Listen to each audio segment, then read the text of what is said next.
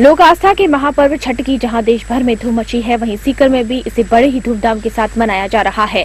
सूर्य उपासना का यह प्रमुख पर्व बिहार और आसपास के क्षेत्रों में बेहद लोकप्रिय है। इस दिन छठ व्रती शुद्धता से नदियों या तालाबों में स्नान कर व्रत का संकल्प लेते हुए पवित्र चावल और चने की दाल के साथ लौकी की सब्जी बनाकर भगवान भास्कर को समर्पित कर प्रसाद स्वरूप ग्रहण करते हैं। इसे नहाए खाए कहा जाता है। इस पर्व को सीकर में रहने वाले बिहार से आए लोग भी काफी श्रद्धा से मनाते हैं। शहर के राधा किशनपुरा में छठ पर्व पर अनेक धार्मिक आयोजन हुए।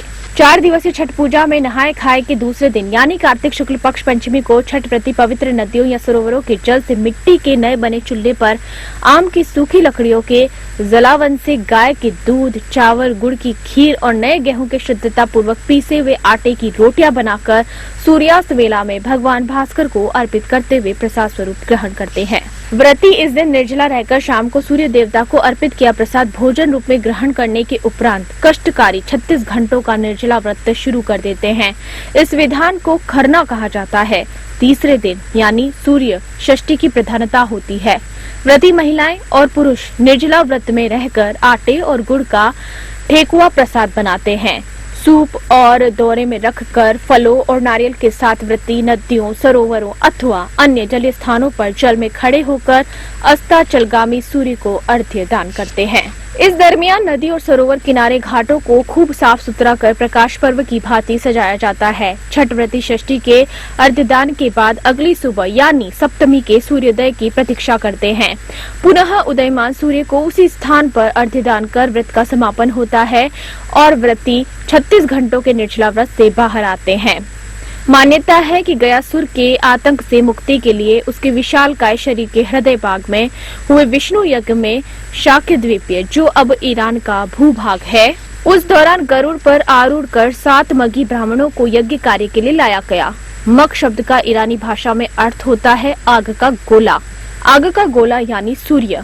ये सूर्य उपासक ब्राह्मण शाक्य द्वीप से यहाँ आने के बाद यहीं 7 स्थानों में बस गए। सूर्य उपासक ब्राह्मण अपनी विशेष सूर्य पूजा पद्धतियों को यहाँ भी करते रहे। इन मगी ब्राह्मणों के कारण ही इस क्षेत्र का नाम मगध पड़ गया था।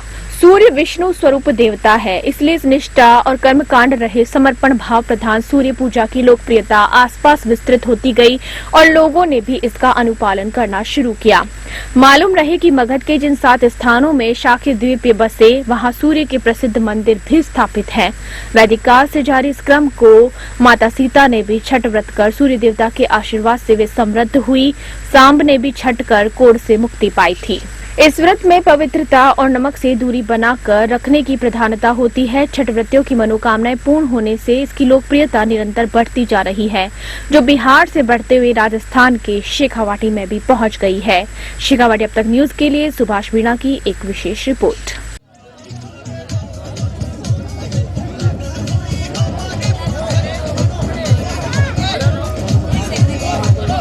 ये बिहार का सबसे बड़ा त्योहार है।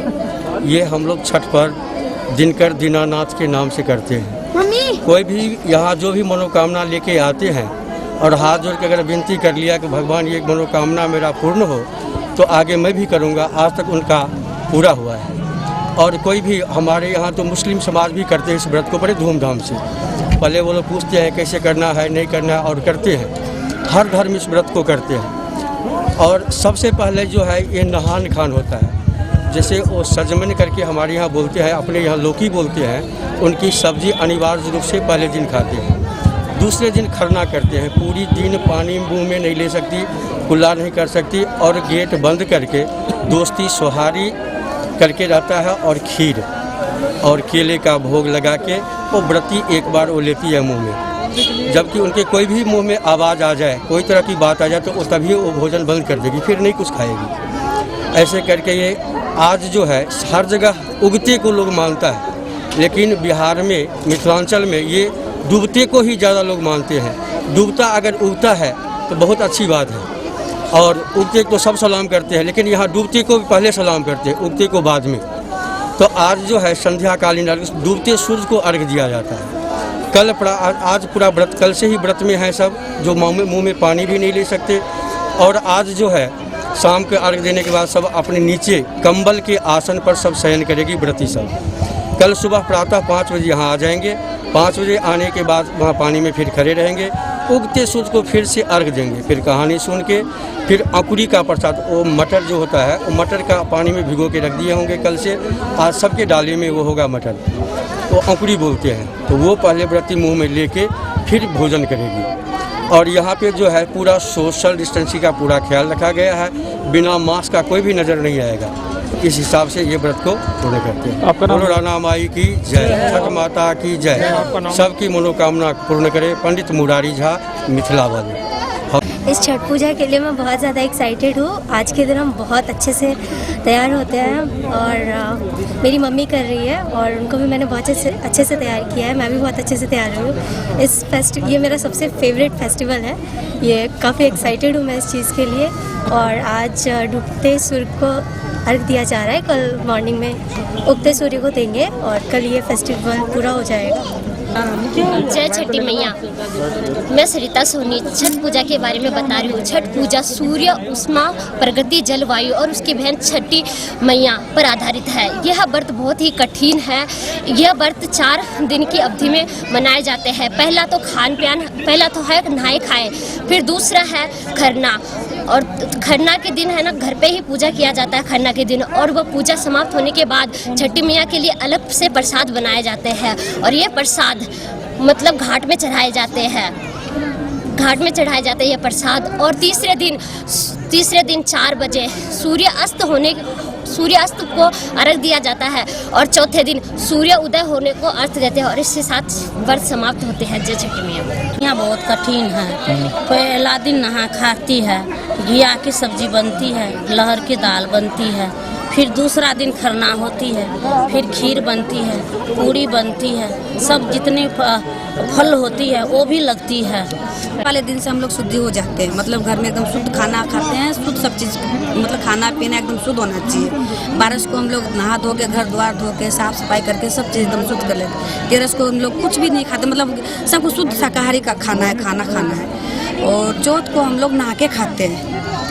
चौथ को नहा के खाते हैं। 5 को हम लोग खरना करते हैं।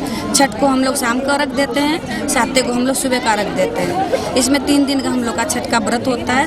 3 दिन व्रत करते हैं। चौथा दिन सुबह का अर्घ दे के पार हो जाता है। ये नहाने का कार्यक्रम कब से है? नहाने का कार्यक्रम जब छठ का जब धुआं आता है ना, कल से तब से, मतलब ये घाट बनाने का कार्यक्रम हम चौथ वाले दिन से चालू कर देते हैं। चौथ, 5, 6, 3 दिन से होता है। सूर्य छिपने से पहले नहीं, अभी जैसे आज है ना, आज छठ है ना, आज छठ का दिन, छठ का सूर्य डूबते हैं ना, डूबने वाला उसमें अर्घ देंगे। और कल 7 का होगा ना, 7वीं को हम सूरज डूबने वाला अर्घ देंगे, तो हम लोग संपन्न होगा ये छठ का व्रत।